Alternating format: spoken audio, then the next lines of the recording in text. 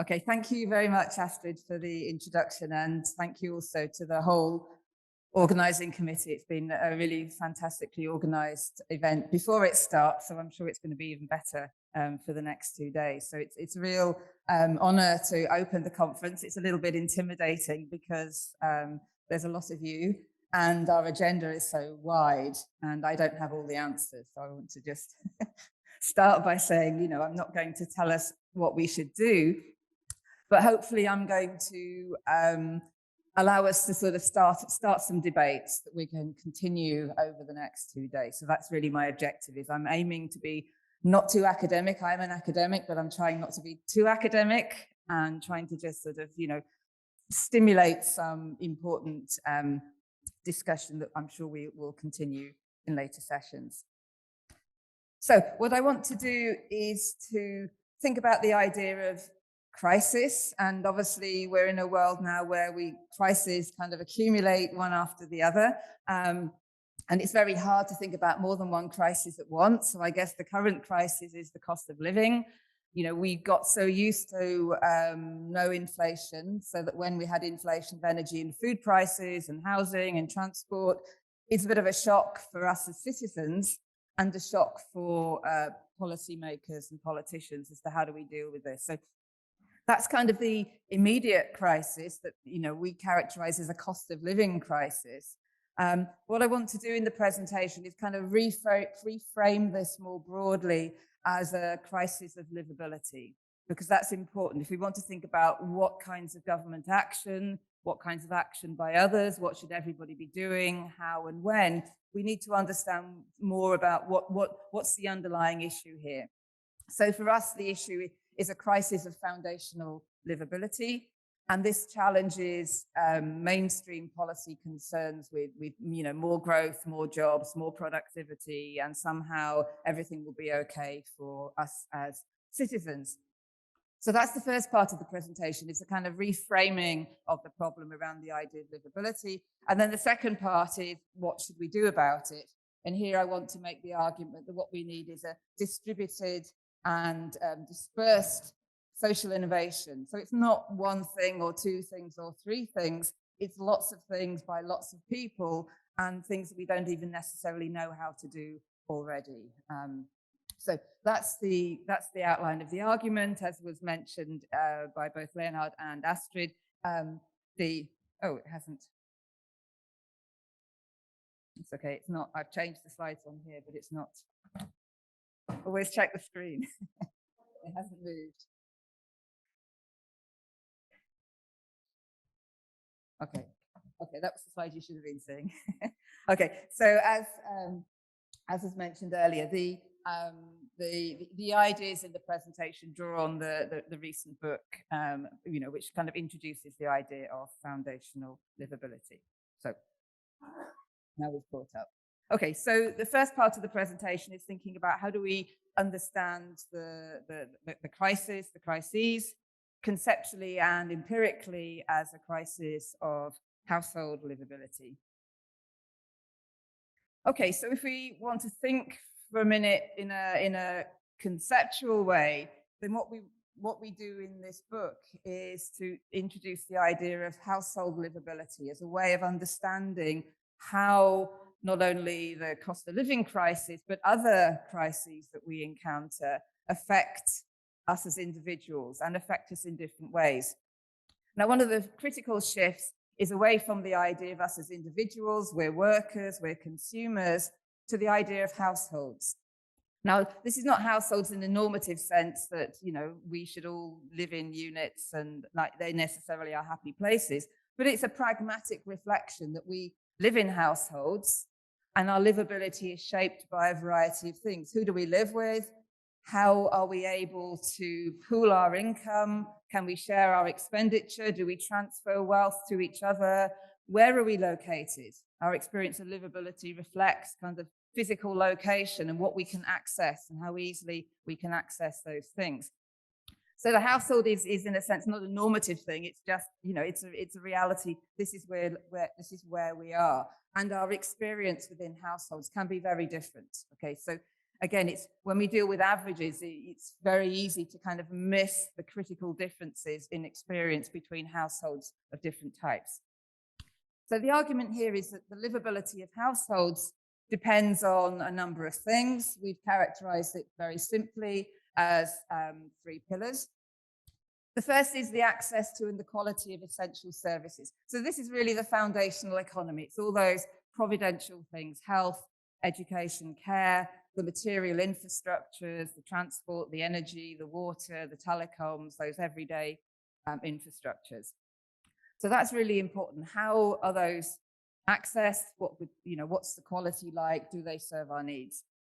The second pillar tends to get much less scrutiny, but is important in complementary ways. And that's the idea of social infrastructure.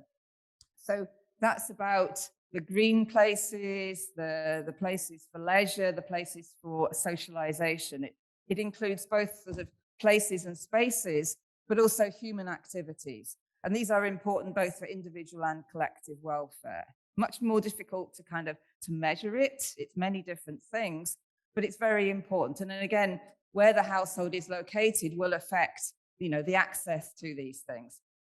And then thirdly is income. So we're not saying income doesn't matter, but we're interested in the idea of residual income. And that's the income available after wages, benefits, taxes, and the cost of essentials. And I'll say a bit more about this. Now, it looks like a very static framework, but obviously it's subject to change. It can be improved, it can be degraded. And of course, it has to adjust to our requirement to live within planetary limits. And this is really important because in a sense, we have this duality of how do we improve livability while also improving sustainability.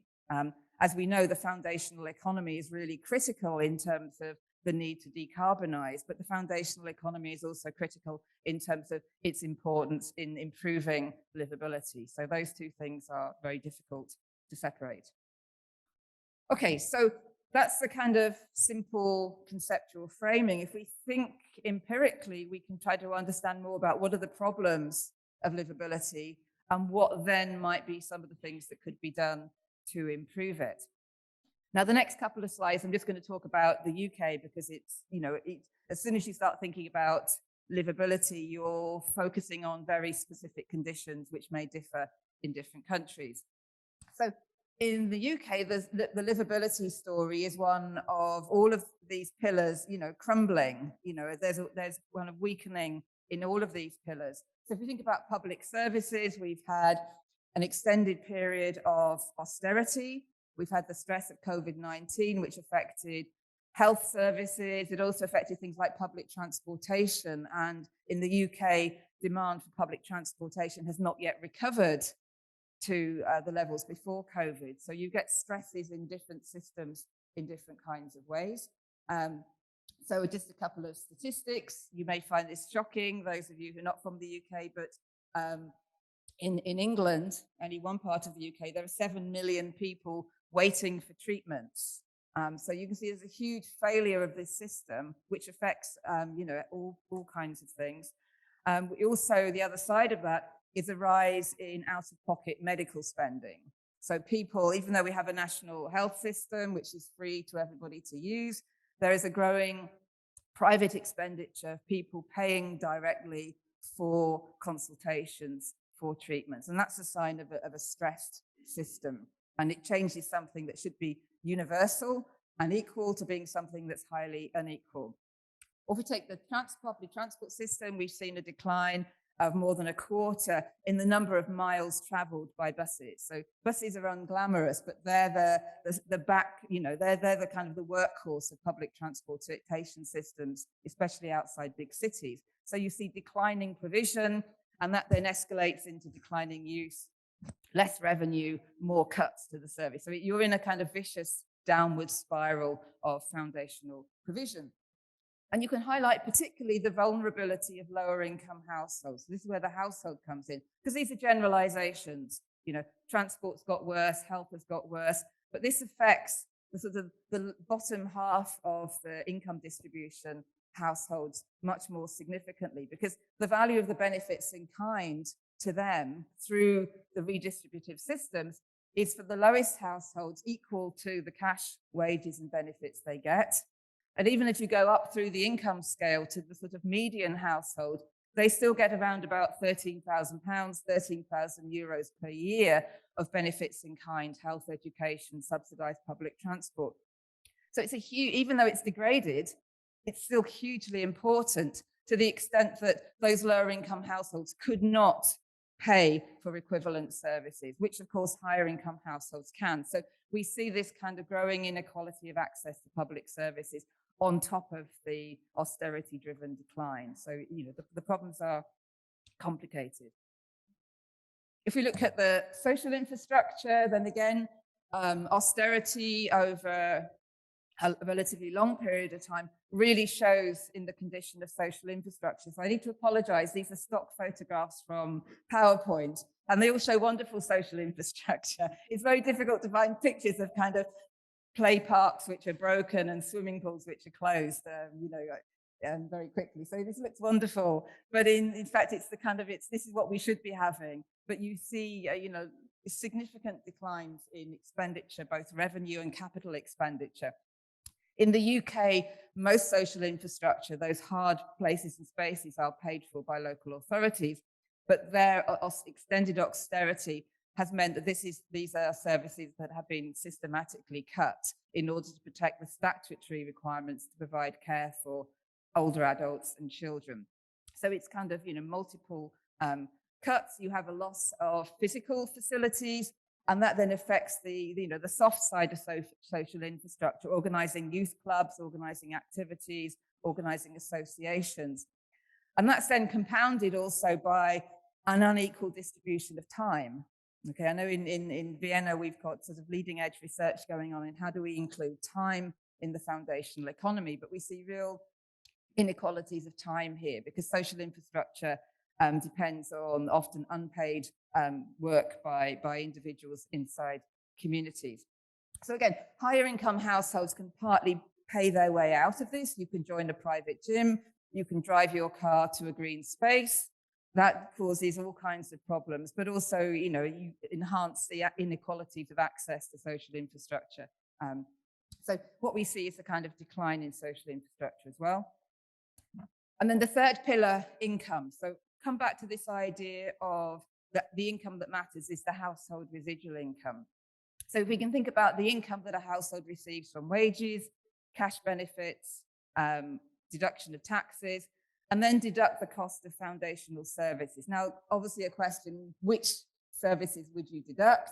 What we've done in recent work is take a core group of foundational services, housing, energy, food, and transport, because it's hard to imagine any household that doesn't spend on these. There are lots of others that can be very significant, like childcare, but that only relates to some households. So it's not to say that these are the only ones that matter, but these are a kind of sort of baseline of foundational services that everybody has to pay for. And what that allows you to see is what's the residual income of the household after they paid for just these four basic services. And that starts to show up very interesting patterns in terms of the size of households, the composition, the location of households, and the housing tenure. So on the screen here, we have an example from the UK, which compares a private rented household in London, very high housing costs, with a household in the northeast of England where there's lower wages, lower housing costs. And what you see is that the gross income is much larger for the London household, but as you deduct first taxes to get to disposable income and then deduct the cost of housing, you see that the residual income is much closer for these two households.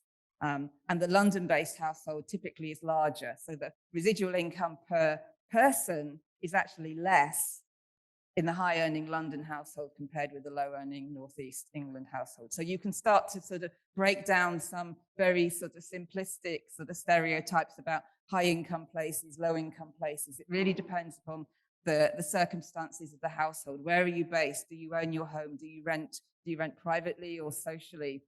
And we can then layer on that all kinds of other things. So that's the kind of idea of livability. We have gone further, as was mentioned earlier, and started to look at the idea of foundational livability across a number of different countries. So initially, we've looked at 6 countries in Europe and trying to look at what happens to residual income. And the motivation here was also to see how is residual income being shaped by the cost of living crisis, this immediate crisis that we're dealing with. So what on the slide here, you can see 6 countries. You can see the residual income. So this is what's left of income after households have paid for their housing, their food, their energy, and their transport. So the foundational economy 4. And the graph shows the lowest income households. Okay, so because of the way national statistics in different countries are collected, it's not exactly the same sample, but it's the lowest quarter, the lowest 20%, or the lowest 17% of households.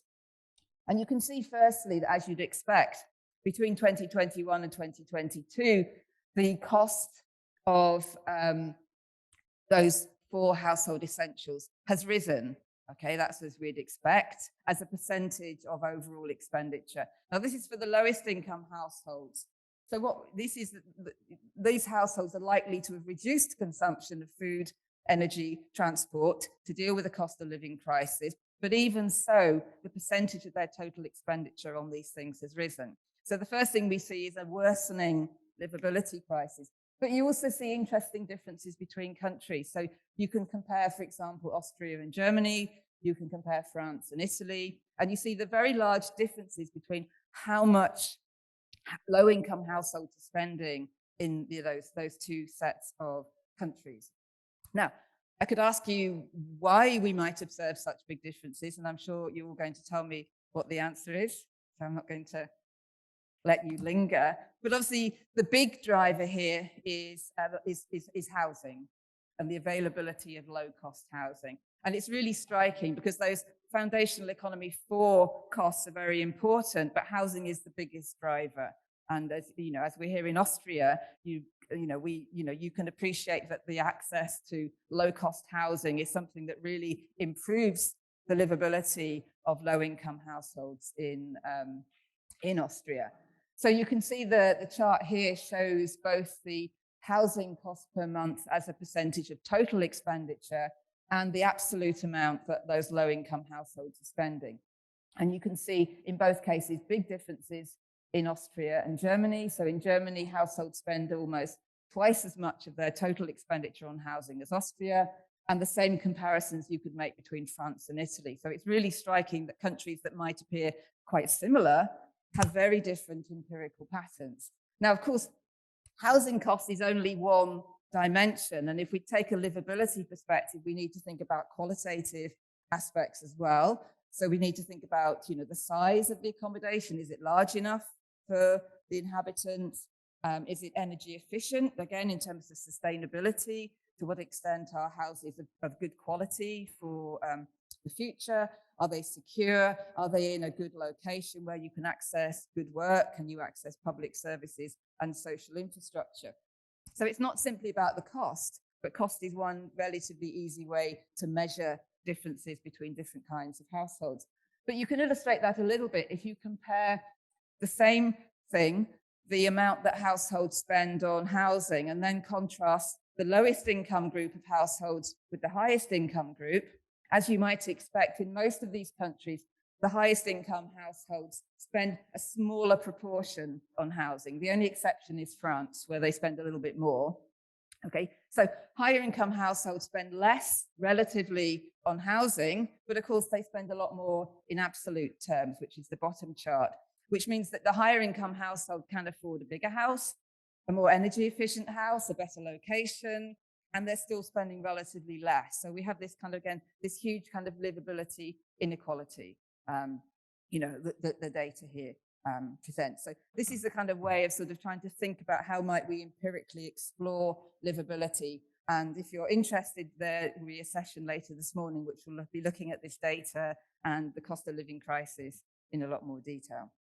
So that's a taster. So I'll now move to the more difficult question of what are we going to do about all of this? How do we, if we accept that the idea of livability is a useful way to think about the different experiences of households. If it's a different way, if it's a way of kind of trying to bring livability alongside sustainability, what are the kinds of ways of thinking about responses? Well, I think it sounds a little bit negative as a way to start, but I think we need to be realistic about the limits of existing forms of governance of the foundational economy, whether it's either state or market. Okay, so the welfare state does a lot of things very well. You know, those mechanisms of redistribution that create the benefits in kind, the cash benefits, the social security, those things, of course, underpin livability, particularly for the lowest income households. So that's essential. But the extent to which those mechanisms can be further extended to deal with livability, I think is a difficult question because of, because partly of the politics. There's very high political risks around, the extent to which those welfare state mechanisms can be used further to improve livability and sustainability. And there's a lot of resistance by politicians to increase taxation. Wealth is an obvious area for more taxation because wealth inequalities are even greater than income inequalities. Yet, this is an area where politicians are often very reluctant to go. So that would be a nice, easy way to say, let's just redistribute more, and then we can improve livability for those lower income households. If we then switch to the market, the idea of market citizenship or market entitlement, well, we know that's problematic. There was, before the cost of living crisis, this kind of implicit social contract that we could use global markets to procure food and energy cheaply. And to some extent that worked, particularly in the areas of food. But we've seen the cost of living crisis shows us, the vulnerabilities of that assumption. And it's not clear at all, given climate crises, that we are going to go back to cheap food being available globally and cheap energy likewise is problematic. So it's not at all clear that kind of market governance is going to be able to address the livability issues that we have. So we have problems about, state and market as, these two systems that we've relied on. Both of them have, things they can do, but the question is whether or not those can deliver further benefits. They're also, different kinds of obstacles. If we think about the extent to which either states or markets can address the current livability challenges, well, we know the easy one is we look at markets and we think about housing. Well, private housing markets become financialized. We know they can't address the problems of housing crisis. We also know that markets can't organize the kind of livability improvements that we need. So the retrofit of housing for energy efficiency, improving the quality of public food, enhancing the kind of modal shift in transport from private to public transport. These are complex problems that the markets are not going to be able to solve for us. I think that's probably not a controversial thing to say in this room. But equally, if we then look at government, what is government going to be able to do? And I think there's a problem that government increasingly involves a lot of long-range targets, net zero by 2050, tick, that's done. Front office promises, we're going to deal with migration, we're going to deal with cost of living. A lot of disconnection between high-level political promises and the ability to deliver things. And what we are seeing increasingly is that when we bring the sustainability issues in, we see the creation of false enemies and the green policies increasingly being labeled as kind of woke, unaffordable. So these things, which on the one hand are subject to long-term targets, becoming increasingly politicized, and politicians, finding it difficult to deliver on those.